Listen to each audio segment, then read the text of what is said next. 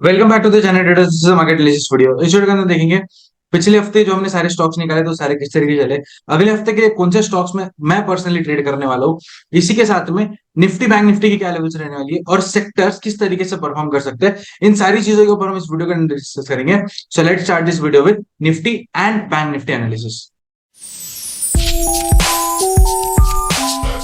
हम सबसे पहले स्टार्ट करेंगे निफ्टी के साथ। निफ्टी के अंदर सिंपल बहुत अच्छा ब्रेकआउट आया है और कंटिन्यूअसली मार्केट ऊपर के ऊपर ही जा रहा है। एंड मेरे हिसाब से अब नेक्स्ट रेजिस्टेंस एरिया है दैट इज 18,200। अगर ये ब्रेक करता है तो 18,600 एंड 19,000, ये दो टारगेट्स मेरे हैं। इनफैक्ट अब जब तक के 18,000 नीचे ब्रेक नहीं होता है तब तक के इट इज नॉट, मतलब सेल करना नहीं है, ऊपर बाय ही है। एंड अगर नीचे 18,000 से नीचे आता है तो 17,600 एंड 17,000, ये दो ही टारगेट्स हमारे रहने वाले, सिंपल दो टारगेट्स। ऊपर 19,000 तक मैं पर्सनल एक्सपेक्ट कर रहा हूँ कि अब निफ्टी आ सकता है।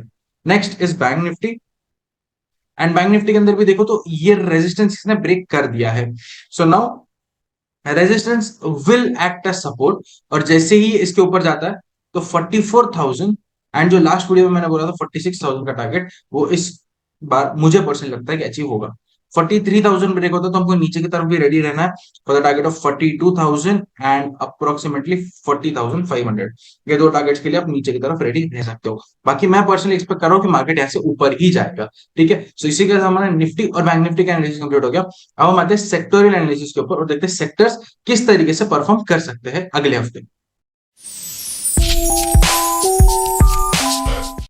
हमारा सबसे पहला सेक्टर है एफएमसीजी सेक्टर। एफएमसीजी सेक्टर जो 48,000 का मेरा पर्सनल टारगेट था वो अब अचीव कर रहा है। So next target can be 50,000। ठीक है, मैं इसमें अभी भी लॉन्ग हूं, अपनी पोजीशंस को होल्ड कर रहा हूँ वेरी टाइटली। एंड बहुत अच्छा सेक्टर है ये ट्रेड करने के लिए। सो आईटीसी एंड ये बहुत सारे स्टॉक्स है जिसके अंदर आप ट्रेड कर सकते हो। Next is Nifty auto. Auto भी ब्रेकआउट दे चुका है। अब ब्रेकआउट 13,100 से ऊपर था, 13,600 के आसपास, और 14,000, ये दो टारगेट्स आप एक्सपेक्ट कर सकते हो ऑटो के अंदर। नेक्स्ट सेक्टर के ऊपर आता है एनर्जी। एनर्जी ने भी ब्रेकआउट दिया। तो ओनली रीजन मैं बोल रहा हूँ कि अब मार्केट 19,000 के आसपास, निफ्टी 19,000 टच कर सकता है। इस almost every sector is giving breakout. Main sectors FMCG breakout दे रहा है, ऑटो ब्रेकआउट दे रहा है, एनर्जी ने ब्रेकआउट दिया। अब 25,000 टू 30 के आसपास का जो टारगेट मेरा है उसके लिए मैं अपनी पोजिशन होल्ड करने वाला हूँ। Next is pharma. फार्मा ने एक ब्रेकआउट दिया, रिटेस्ट किया और फिर ऊपर जा रहा है। अब 12,800 से ऊपर जैसे ही जाता है 13,400 इसमें है, और इसमें मैं खुद कुछ पोजीशंस क्रिएट करिए 12,400 पे, और 12,800 पे मैं और पोजीशंस ऐड करूंगा इसके अंदर। सो हम आते हैं नेक्स्ट सेक्टर के ऊपर दैट इज मेटल्स। मेटल्स भी ब्रेकआउट दे रहा है। सो 5800 से ऊपर इसमें ब्रेकआउट है for the target of 6200 and 6600 approximately. ठीक है, सो मेटल्स के अंदर भी Tata steel is the stock, JSW steel is the stock जिसके अंदर आप लॉन्ग ले सकते हो। तो मेटल्स के ऊपर भी ध्यान रख सकते हो। Next is media. इनफैक्ट जिन सेक्टर्स को मैं अवॉइड कर रहा था उन सेक्टर्स में भी ब्रेकआउट मुझे देखने मिल रहा है। अभी भी मैं इसको अवॉइड करूंगा जब तक कि 1760 ब्रेक नहीं होता है। वो मेरे लिए एक लाइन है जिसके ऊपर मैं कुछ पोजीशंस क्रिएट करने वाला हूँ। Next is infra. इंफ्रा ने ब्रेकआउट दे दिया। 5440 मेरा एक लेवल था जिसके ऊपर मैं अपनी पोजीशंस क्रिएट करने वाला हूँ, और वहां मैंने कुछ पोजीशंस क्रिएट करी है। And now 5500 is something that I personally expect कि अब इसके अंदर इन नो टाइम आएगा और उसके ऊपर 5600 भी आ जाएगा। ठीक है, next is reality. Reality was also something that I was avoiding, but last week 435 से ऊपर जैसे इसने ब्रेकआउट दिया, I am long into it for the target of 470 approx. ठीक है, सो 470 के आसपास के टारगेट के लिए मैं कुछ रियलिटी स्टॉक्स में लॉन्ग हो चुका हूं। So in fact every sector is giving the breakout. तो last sector is IT. IT ने एक गैप दिया just because of the Infosys news, और जैसे ही यहां से ऊपर निकला है 27,200 के ऊपर मैंने कुछ बाय पोजिशन क्रिएट करी। इनफैक्ट पिछली वीडियो में भी बताया था। अब मैं 28,400 एंड 29,600 के आसपास के लिए अपनी पोजीशंस को होल्ड करने वाला हूं। And this time I personally expect कि न्यू हाई मार के और ऊपर जा सकते हैं निफ्टी भी और बैंक निफ्टी भी। सो ध्यान रखना सेक्टर्स के ऊपर भी और इंडेक्स के ऊपर भी। ठीक है, सो इसी के साथ हमारा सेक्टर एनालिसिस कंप्लीट हो गया। अब हम आते हैं पिछले वीक के जो हमने सारे स्टॉक्स निकाले थे वो सारे किस तरीके चले इस चीज के ऊपर।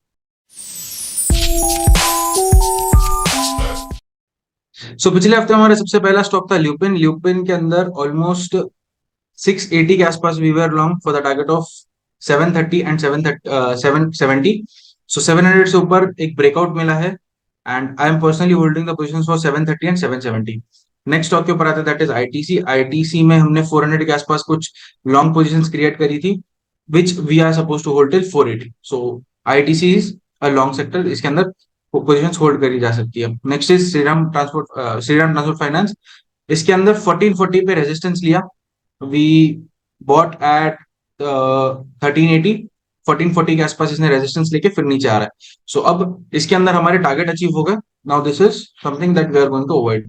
Next is Godrej consumer products. Godrej consumer products के अंदर हमको ब्रेकआउट मिला था but it failed and stop loss hit कर दिया इसने।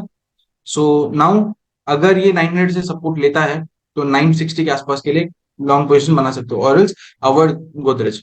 Next is Torrent pharma. Torrent pharma के अंदर 621 से ऊपर हमारे लिए ब्रेकआउट था। 621 से ऊपर 680 एंड 740 वाज द टारगेट। इन दो टारगेट्स के लिए मेरी पोजीशंस में होल्ड कर। सो नेक्स्ट वीक के लिए जो हमने स्टॉक्स निकाले वो Kotak Mahindra bank, Ambuja cements, Bajaj finance, Divi's lab, bank of Baroda और कोफोर्ज। सबसे पहले कोटक महिंद्रा बैंक के अंदर एक बहुत अच्छा ब्रेकआउट आया है 920 से ऊपर और इसका नेक्स्ट रेजिस्टेंस है 2000 के ऊपर। अगर ये 2000 ब्रेक करता है तो 2120 के आसपास मेरा पर्सनल टारगेट रहेगा और अगर इसको नीचे आना है तो 1880 को ब्रेक करना पड़ेगा, तब कहीं जाके ये नीचे आएगा अराउंड 1760 और 1620 के आसपास। दो टारगेट्स नीचे की तरफ हम रख सकते हैं। Next is Ambuja cements. Ambuja cements अपनी ब्रेकआउट की लेवल के ऊपर आके रुका हुआ है। सो जैसे ही 400 ब्रेक होता है 440 480 के आसपास हम ऊपर एक्सपेक्ट कर सकते हैं। नीचे की तरफ 380 से नीचे एक सेल प्लान कर सकते हैं फॉर टारगेट ऑफ 320। एक सिंपल टारगेट रहेगा इसके अंदर।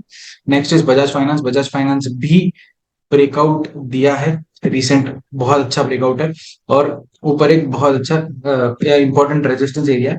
सो 6400 ब्रेक करेगा, 6800 7200 बहुत अच्छे अच्छे दो टारगेट्स बड़े ऊपर की तरफ है। और नीचे अगर 6200 फिर से ब्रेक करता है तो 6000 के आसपास एक बार रुक सकता है, उसके बाद 5600 तक नीचे ही आने वाले। नेक्स्ट स्टॉक के ऊपर आता है that is Divi's lab. Divi's lab के अंदर 3300 से ऊपर एक बुलिशनेस हम एक्सपेक्ट कर सकते हैं। 3300 से ऊपर 3500 एंड 3800 ये दो टारगेट्स हम ऊपर की तरफ रख सकते हैं। बाकी नीचे अगर आता है तो 3200 से नीचे सेल प्लान करके हम ऑलमोस्ट 3000 2800 ये दो टारगेट्स हम नीचे की तरफ एक्सपेक्ट कर सकते हैं। नेक्स्ट स्टॉक के ऊपर आता है that is bank of Baroda. Bank of Baroda मेरे लिए एक बाय हो चुका है, इनफैक्ट बहुत पहले से ये बाय है एंड अब 195 के आसपास का मैंने टारगेट रखा है एंड 210 ये दो टारगेट्स मेरे लिए है। और अब ये एक अच्छा ब्रेकआउट लेवल था 185 जिसको ब्रेक करके ऊपर सस्टेन किया है।